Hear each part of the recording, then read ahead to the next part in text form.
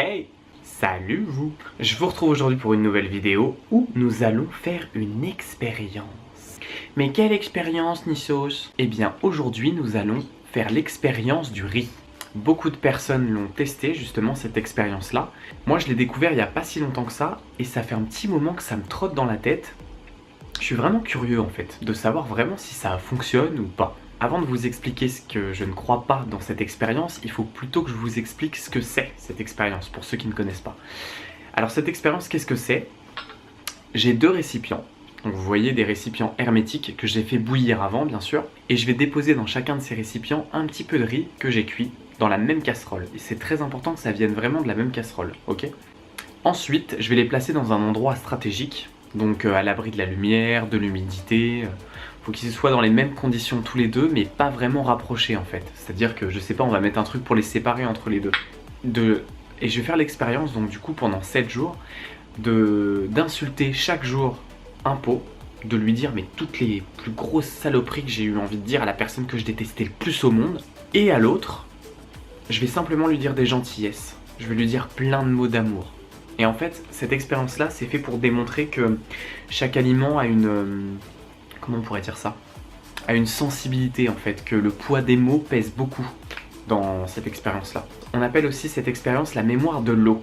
Alors c'est l'expérience de Masaru Emoto, donc je sais pas si je le prononce bien, c'est un professeur japonais. En fait il a plus ou moins réussi à prouver que le poids des mots, on va dire, pouvait avoir une influence sur l'eau et sur sa cristallisation, ce genre de choses. Je vais pas entrer dans les détails parce que je connais vraiment que les grandes lignes.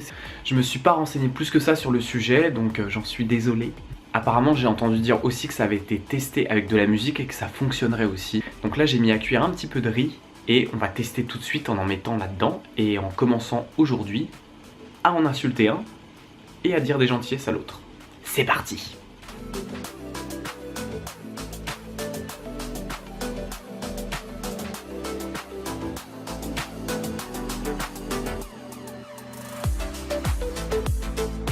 Écoute-moi bien, petit enculé, je vais te péter ta sale gueule. T'es qu'une merde. T'es qu'une pauvre merde, fils de pute. Tu es tout en beauté aujourd'hui. Je t'adore. Je t'adore. Tu es magnifique. Tu es merveilleux. Quelle beauté tu es. Espèce de raclure, riz pourri, dégueulasse. Tu te sens du cul. Salope. Oh, mon amour, je t'aime, je t'aime, je t'aime, je t'aime, je t'aime. T'es encore là, pauvre merde. T'es vraiment inutile. Tu pues. Je te déteste. Bonjour mon amour, tu es magnifique aujourd'hui, tout en beauté. Je t'aime, je t'aime, je t'aime d'amour. Va te faire foutre, pauvre merde. Sans avenir, t'es un riz mal cuit. Tu pues en plus.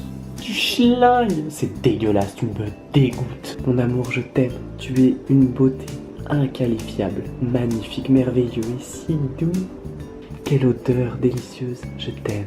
Va chier, va chier, va chier. Grain de riz de merde.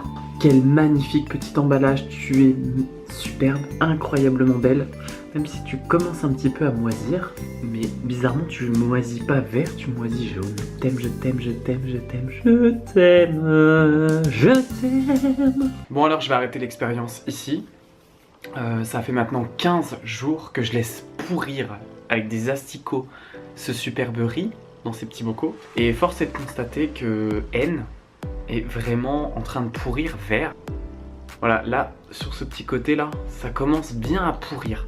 Mais ce qui est marrant, c'est que... Enfin marrant, c'est en train de macérer, ça devient jaune, un jaune un peu dégueulasse. Et dans celui de l'amour, c'est jaune, mais en tout cas, il n'y a pas de moisissure, pas encore. Voilà, donc ça commence à jaunir, mais c'est tout.